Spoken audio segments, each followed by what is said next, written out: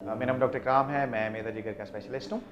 मैं as a consultant काम कर रहा हूँ फातिमा मेमोरियल हॉस्पिटल में और प्राइवेट प्रैक्टिस करता हूँ कैवलरी हॉस्पिटल और नेशनल हॉस्पिटल डिफेंस में। आज का हमारा टॉपिक है कि जिगर के मरीज़ों की क्या खुराक होनी चाहिए।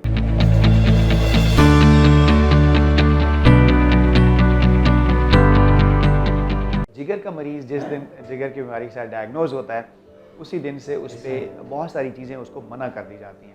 ये सिलसिला पता नहीं कब से चला आ रहा है। बहुत से लोगों के ज़हन में बहुत सारी चीज़ें हैं कि जिगर के लिए ये चीज़ नुकसानदेह है, ये नहीं खानी चाहिए, जिगर का मरीज़ ये नहीं खा सकता है।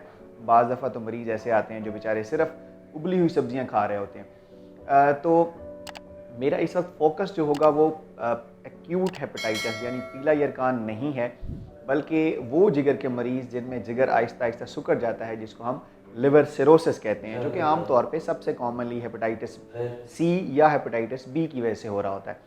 तो मैं उसको बताना चाहता हूँ। इसमें दो कैटेगरीज़ हैं। एक तो हेपेटाइटिस सी के वो मरीज़ जो अभी डायग्नोज होते हैं, जैसे उनका टेस्ट पॉजिटिव आया और अभी जिगर ठीक है, तो उसमें भी बहुत सारे लोग हैं जिनका ये खुद से वो बहुत सारी चीज़ें बंद कर देते हैं, गोश्त खाना बंद कर देते हैं, अंडा वो नहीं लेते कि जी ये गर्म है, आम वो नहीं खाते। तो इसमें मेरा उन्हें ये बताना है कि देखें, जब अभी मर्ज़ डायग्नोज़ हुई है, हेपेटाइटिस सी अभी डायग्नोज़ हुआ है, तो अभी जिगर बिल्कुल नॉर्मल है। उसमें जिगर बिल्कुल ठीक काम कर रहा होता है और उसमें कोई भी चीज़ जो है वो बिल्कुल मना नहीं होती है, जिगर बिल्कुल नॉर्मल है। तो आपने जो रोज़मर्रा की एक मुतवाज़िन ग़िज़ा है, जिसमें कार्बोहाइड्रेट्स हैं, जिसमें प्रोटीन है, जिसमें चिकनाई होती है, सारी वो चीज़ें ले सकता है और उसके कोई मसला नहीं है। सेकेंडली, हेपेटाइटिस सी या बी जो है ये खाने की वजह से ना फैलते हैं, ना ही ये किसी ख़ास खुराक की वजह से बढ़ते हैं या इनका कोई से ताल्लुक़ है। अच्छा, दूसरे नंबर पे वो मरीज़ आ जाते हैं जिनका जिगर सिकुड़ चुका है और उसकी कॉम्प्लिकेशंस यानी कि पेचीदगियाँ आ रही हैं। मिसाल के तौर पे पेट में पानी हो गया है या खून की उल्टी आती है और जिगर सिकुड़ चुका है, अल्ट्रासाउंड के ऊपर क्लियर है, तिली बड़ी हुई है। उनमें भी क्या है कि वो उसमें तो जो खुराक की और एनर्जी की ज़रूरत है वो पहले से ज़्यादा हो जाती है।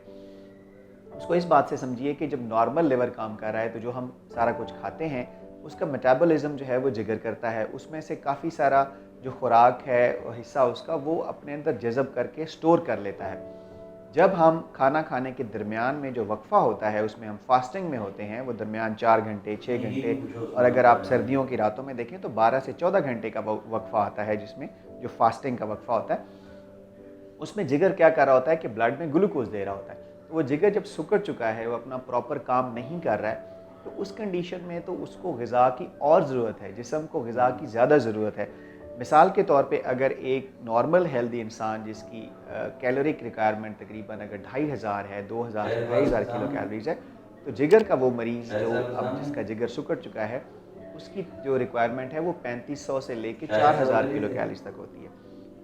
और वो नॉर्मल अमाउंट में जितना एक नॉर्मल इंसान को प्रोटीन लेनी है, वो उसमें प्रोटीन ले सकता है, वो अंडा खा सकता है, उसको गोश्त मना नहीं है, वो आम खा सकता है, ताकि कोई भी चीज़ जो सो कॉल्ड और ख़ुद से लोग अपने आप को उसको बंद कर देते हैं अपने लिए, उसका बिल्कुल कोई भी उसमें वो नहीं है, उसका असर नहीं है। इस तरह की सारी इन्फॉर्मेशन और बाकी चीज़ों की इन्फॉर्मेशन के लिए आप चैनल को ज़रूर सब्सक्राइब करें। और इसमें मैं आपको बताऊं कि जो जिगर के मरीज़ जिनमें जो ग़िज़ाई किल्लत का शिकार होते हैं, जो एनर्जी कम लेते हैं, जो खुराक रेस्ट्रिक्टेड खुराक लेते रहते हैं, उनमें जिगर की जो पेचीदगियाँ होती हैं वो डबल होती हैं। उसकी वजह से उनका जो सर्वाइवल रेट है वो भी हाफ़ हो जाता है, और ये साइंटिफिकली बात प्रूव्ड है। तो आपको अगर इससे रिलेटेड कोई भी क्वेश्चन है, जिगर की किसी बीमारी के मुतालिक सवाल है आपका, तो आप कमेंट सेक्शन में ज़रूर पूछिए। और अगर आपको इससे रिलेटेड डॉक्टर से रहनुमाई चाहिए है, तो आप मरहम की ऐप से डॉक्टर की अपॉइंटमेंट भी ले सकते हैं। Thank you.